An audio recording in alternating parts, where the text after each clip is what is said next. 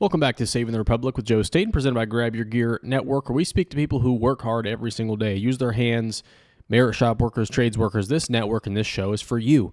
Thank you so much for tuning in to the channel. Make sure you leave a like on the video and subscribe to our network. We have all types of different content to check out. So make sure you check us out on YouTube, Instagram, and TikTok. Now, with that being said, quite the story today. There's going to be very few stories like this story.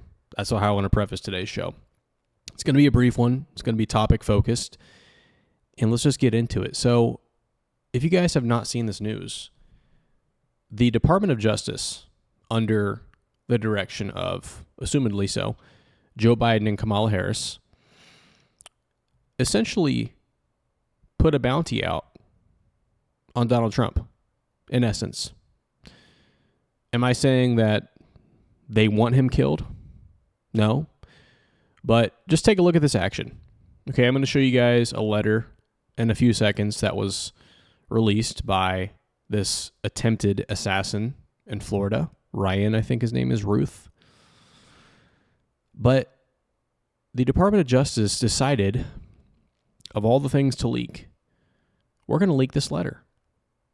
Okay, we're going to leak this letter that essentially is a hit on Donald Trump. So let's go ahead and read this letter now. I have it pulled up right here. DC Drano on Twitter, how to put a $150,000 bounty on Trump without officially putting it out, by Kamala's DOJ. Dear world, this was an assassination attempt on Donald Trump, but I am so sorry that I failed you. I tried my best and gave it all the gumption I could muster. It is up to you now to finish the job, and I will offer $150,000 to whoever can complete the job. Everyone across the globe, from the youngest to the oldest, know that Trump is unfit to be anything, much less a president. A U.S. president must at bare minimum be anybody the moral fabric that is America can be kind, caring, selfless, and always stand for humanity. Trump fails to understand any of that.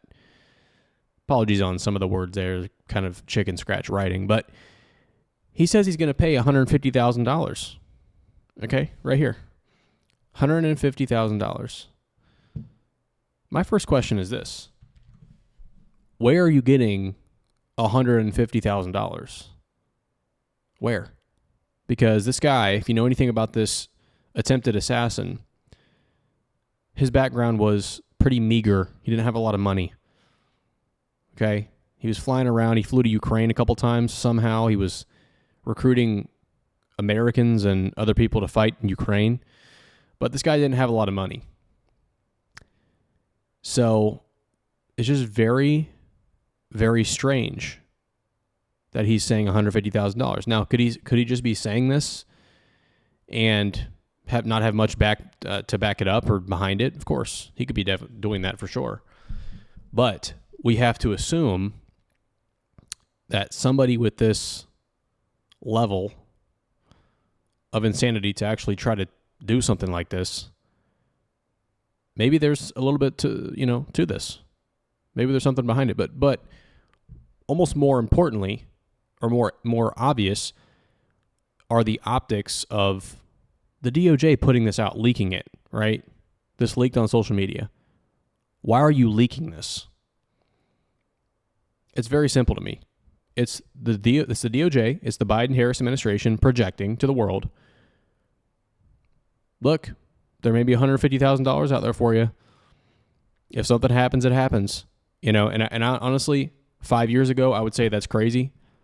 I would never believe that they would do that. But given what's happened, given the complete incompetence of the Secret Service, given the complete lack of leadership shown by the president after the first attempt on Trump, and now we've had 2 attempts. We already have enough questions about the Secret Service based on, I'm just going to pull this letter back up for you guys if you want to read it. Based on the fact that this guy was waiting for 12 hours. How does he know where Trump's going to be? This wasn't a public golf outing. This was a last-minute event. How do you know, right? And as I said, the lack of leadership from the president. 5 years ago, this would be crazy. Not anymore. And then you have Kamala and Joe Biden and even Hillary Clinton and others going on television the day after the second attempt on Donald Trump. It's not the second time somebody tried to kill him. The day after, we have people going on TV saying Donald Trump is a threat to democracy. He's a threat to the United States. He's a threat to the world. They know what they're doing, okay? Hillary Clinton is not Mrs. Innocent, doesn't know what she's doing, has no idea the weight of her words. She's very smart. Hillary Clinton is a very smart person. So is Kamala Harris in some ways. So is Joe Biden in some ways. Not so smart in other ways, but besides the point. But these people know what they're doing. By saying these words, they are inciting people who are a little bit off their rocker. Period. There's a lot of other words you could use besides threat. Okay, we're not talking about a terrorist. We're not talking about somebody who has killed people. We're not talking about somebody who is threatened to kill people. That is a threat. A man who's running for president, who built a business off real estate in New York, and during his presidency had no new war started, is not a threat. I'm sorry. It's not. So this is just very, very weird, right? This is very weird. And somebody said here below the tweet, remember when the Nashville Manifesto was hidden from the public because it may incite violence, but the DOJ does release this? Exactly. They withheld that manifesto forever. And the cop who released it got canned immediately. But we're going to casually put out this hit on Trump? What are you doing? Horrible. Absolutely horrible. Horrible judgment. I don't even know who decided to do this. But, you know, they can play Mr. Innocent as well. You know, they can claim, hey, I didn't do anything. I sent it to this person. It leaked out. So, unfortunately, that's the case. Now, another thing today I wanted to show you guys on a little bit of a lighter note is Donald Trump in Pennsylvania. Check this clip out here. Here, it's going to go down a little bit. It just went down $100. We'll do that for you from the White House, all right? Thank you. All right, bye. Nice seeing you, everybody. Beautiful. They're your kids? Yeah, they are. 3 boys. Perfecto. Perfecto. 3 for 3. Bye, everybody. So, very cool clip from Trump there in a grocery store. He also went, and there's other clips of him if you want to go look it up and watch it. But this is the people's president. Okay, I'm sorry, but this is the people's president. This is Donald Trump. You know, I watched a documentary on him on Netflix about his come up story. And there's definitely some ups and downs. There's definitely, you know, him as a person. Donald Trump is not a perfect man. He's nowhere near perfect, honestly. But neither are any of us, right? That's what we all know in the gospel. We're all so horrible as human beings that not one of us could even attempt to redeem ourselves by our good works. We have so much sin in our lives. There's no way our good works could outweigh our bad works. That's why we need grace from Christ. So we know that. We have that understanding, and we know that Trump is a fallen person. He's very evil as a human being, but so am I, and so is everybody else. But with that being said, he is a man of the people. The people like Donald Trump.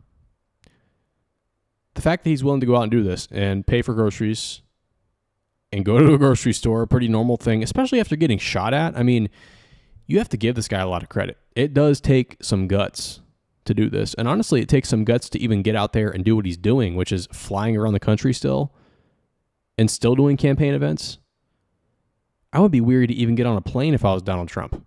You know, when you have the military industrial complex and their affiliates, their surrogates coming after you, truly nothing should be off the table in terms of threats, in terms of what they're capable of doing.